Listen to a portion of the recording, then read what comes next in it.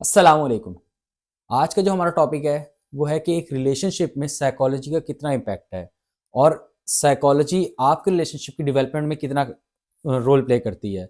उसके लिए हमारे साथ एक क्लिनिकल साइकोलॉजिस्ट मौजूद हैं, Natasha Iftikhar, my better half. और इसी से पूछते हैं कि साइकोलॉजी क्या रोल प्ले करती है आपके रिलेशनशिप डेवलपमेंट में। अच्छा, साइकोलॉजी का बहुत इंपॉर्टेंट रोल है। लेकिन इससे पहले हम जान लेंगे रिलेशनशिप है क्या। रिलेशनशिप होता है the way in which one और टू पर्सन्स आर कनेक्टेड। इससे हमारा एक रिलेशनशिप बनता है। जैसे एक सोसाइटी सोसाइटी कैसे बनती है? सोसाइटी बनती है लोगों से, रिश्तेदारों से, मोहल्ले के लोगों से। तो उसके लिए आपको रिलेशनशिप बनाने पड़ते हैं। फैमिली भी तो होती है। Yes, family most important thing. तो अब इसमें एक बात आ जाती है कि जैसे अल्लाह ताला ने हज़रत आदम अलैहिस्सलाम के लिए अम्मा हवा को बनाया था, ताकि वो उनको कंपनी दे सकें। कंपनी दे सकें। एग्जैक्टली। तो उनकी वेलबींग के लिए, वो अकेले फील ना करें, तो इसलिए बनाया गया था।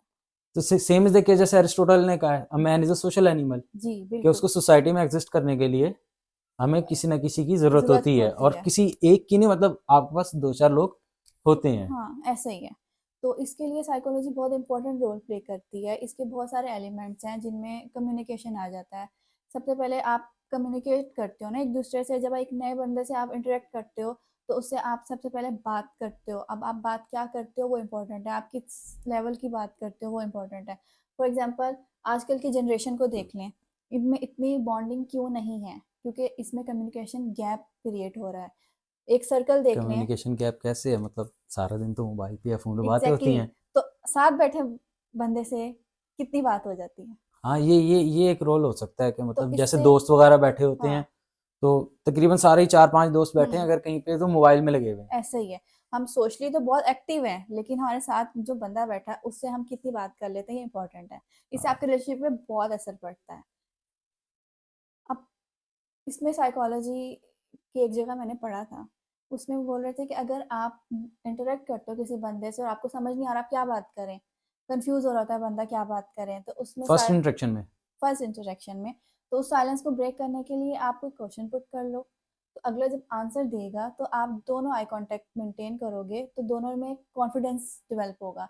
तो बात कंटिन्यू होगी, कन्वर्सेशन बढ़ेगी, तो एक हेल्दी कन्वर्सेशन होगी, तो उससे बहुत अच्छा कनेक्शन डेवलप होगा।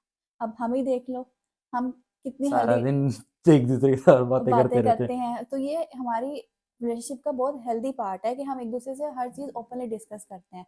हमें गैप नहीं है, हमें मिसअंडरस्टैंडिंग्स नहीं होती, क्योंकि हमें एक दूसरे का हर चीज़ पता होती है। मतलब सुबह से शाम तक क्या किया, किससे हाँ। मिले, किससे बात की, किसका क्या मैसेज आया, बेशक हम हम आपस में डिस्कस कर लेते हैं। बेशक हाँ। हम आधा घंटा ही क्यों ना बैठे हैं, लेकिन हम डिस्कस करते हैं। इससे ये होता है कि हमें वो गैप नहीं फील होता, वो कमी महसूस नहीं होती। सही सही सही सही सही। फिर सेकेंडली आ जाता है आपकी अटैचमेंट। आपकी उस बंदे से कितनी अटैचमेंट है, उस पर भी डिपेंड करता है। तो इसमें साइकोलॉजी कहाँ एग्जिस्ट करती है? देखें, अब अटैचमेंट दो तरह की भी हो सकती है। एक होती है हेल्दी अटैचमेंट, एक होती है इनसिक्योर अटैचमेंट। हाँ, अटैचमेंट बहुत इंपॉर्टेंट रोल तो प्ले कर हेल्दी रही है। अटैचमेंट क्या होती है? हेल्दी अटैचमेंट फॉर एग्जांपल हम आप हमारी ले लेते हैं। हमारी अटैचमेंट एक दूसरे से है, लेकिन हम एक दूसरे से एक प्राइवेसी देते हैं, एक दूसरे को एक पर्सनल स्पेस देते हैं। अब तुम बाहर जा रहे हो तो मैं तुम्हें फोन कर करके नहीं पूछूंगी भाई कहाँ हो, किसके साथ हो। रात में आऊंगा दोस्तों के साथ। हाँ, ऐसे। अब मैं कहीं बाहर जा रही हूँ तो तुम मुझे डिस्टर्ब नहीं करते, तुम्हें पता है कि मैं आ जाऊंगी और कहाँ हूँ, पता होता है। तो ये चीज़ होती है हेल्दी अटैचमेंट। इनसिक्योर अटैचमेंट क्या होगी? कि मुझे इनसिक्योरिटी फील होगी कि तुम मेरे साथ रिलेशनशिप में हो, अब बाहर कहाँ कहाँ हो और क्यों हो, तुम्हें तो घर मेरे साथ होना तो चाहिए। तुम्हें इनसिक्योरिटी क्यों नहीं होती? बिकॉज हमारा हेल्दी अटैचमेंट है, मुझे ट्रस्ट है। सबसे मेन चीज़ है मैं ट्रस्ट। भाग गया फिर? तो वो तुम्हारा कसूर होगा। कसूर होगा। तो अच्छा। ट्रस्ट रिलेशनशिप में सबसे इम्पोर्टेंट होता है कि आपको अपने पार्टनर पे कितना ट्रस्ट है। इसमें ज़रूरी नहीं कि हस्बैंड वाइफ हो, बाकी जितने भी रिलेशनशिप है, फ्रेंडशिप्स हैं, तो आपको पता होता है कि आपका बेस्ट फ्रेंड अगर किसी और से भी बात कर रहा है तो इट्स ओके, वो आपका बेस्ट फ्रेंड है, आपके पास आएगा, आपको बताएगा क्या बात हुई है। नहीं भी बताएगा तो उसकी पर्सनल स्पेस है। तो ये हमारा हेल्दी अटैचमेंट हो गया। और दूसरा, अगर वो इनसिक्योर होगा कि उससे बात क्यों कर रहा है, तो इसमें फिर स्ट्रेस होगा, एंग्जाइटी होगी, आपस में लड़ाई झगड़े होंगे, तो वो आपकी मेंटल हेल्थ पे बुरा असर डालता है।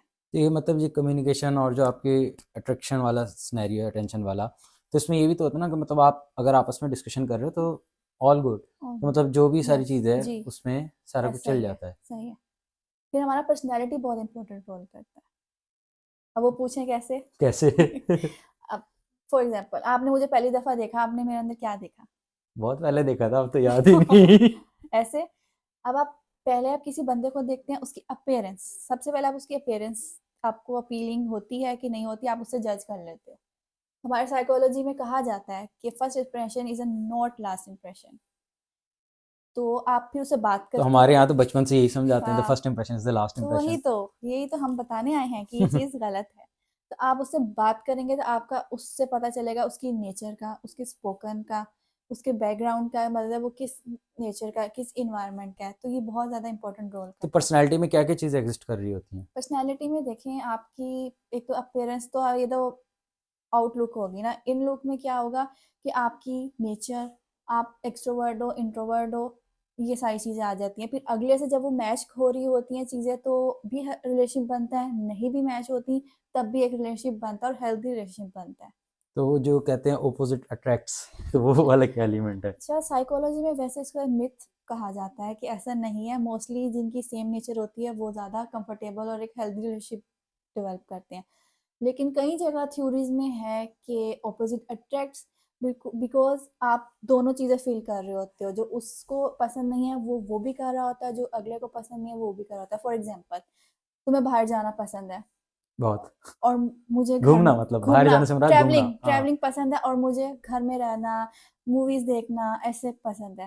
तो हम क्या करते हैं, हम डिसाइड करते हैं ना, हम 2-3 दिन बाहर घूमेंगे, एंजॉय करेंगे, 2-3 दिन हम घर में रह के कोई हाँ, मूवीज देखेंगे, कुछ घर में एक्टिविटीज करेंगे। तो हम वो गैप को फिल कर देते हैं। तो ये भी एक अच्छा रिलेशनशिप डेवलप करता है।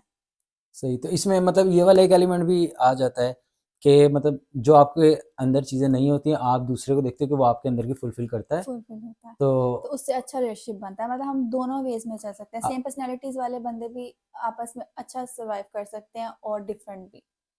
सही मतलब सेम जो पेरेंट्स होते हैं, मतलब जिन्होंने खुद से मतलब किस चीज़ की उनकी कमी रह जाती है, हाँ, ड्रॉबैक्स होते हैं, वो कहते हैं मेरे बच्चे में ना हो। हाँ, ठीक है, वो उस बच्चे को अगर पेरेंट हुँ, डॉक्टर नहीं बने तो कहते हैं बच्चा डॉक्टर बने, हाँ। डॉक्टर बने। तो ये हमारे पास्ट एक्सपीरियंस होते हैं। इसका भी इम्पोर्टेंट रोल है आपकी पर्सनैलिटीज़ पे, आपकी रिलेशनशिप पे। फॉर एग्ज़ाम्पल, आपके पास्ट के एक्सपीरियंसेस अच्छे नहीं रहे, तो आपके माइंड में, कॉन्शियस में एक चीज़ रह जाएगी, सबकॉन्शियस में एक चीज़ रह जाएगी कि नेक्स्ट रिलेशनशिप कोई बनाऊँ, तो उसमें आपको फिर फ़ील होगा कि मेरे साथ लास्ट टाइम ये हुआ था, यहाँ कॉन्शियस रहना है। तो तो आप एक ये थोड़ा डिस्टेंस पे रह जाओगे। तो ये हमारे लिए एक नेगेटिव इम्पैक्ट नहीं डालता हमारे रिलेशनशिप पे कि हाँ, यार कैसे हुआ था, ये भी डालता ऐसे है। करेगा, मतलब वो एक ट्रस्ट का इशू। आता है, लेकिन आपने फिर क्या करना है, आपने ओपनली डिस्कस करना है, कम्युनिकेट करना है, उस चीज़ को रिज़ॉल्व करना है। फिर पास्ट में अगर अच्छा एक्सपीरियंस होगा तो आप आगे बिल्कुल रिलैक्स हो जाओगे, मेरे साथ तो कुछ बुरा ही नहीं हुआ, तो फ्यूचर में भी कुछ बुरा नहीं होगा। मतलब मैं लेकिन अगर सोचूं तुम मिली थी तो फिर उसके बाद से क्या चल हुआ? ये हम फिर बाद में डिस्कस करेंगे। ठीक है, this is all from our side. ये एक हमारी छोटी सी डिस्कशन थी। Hope to see you in the next video किसी और टॉपिक पे। अल्लाह हाफिज़।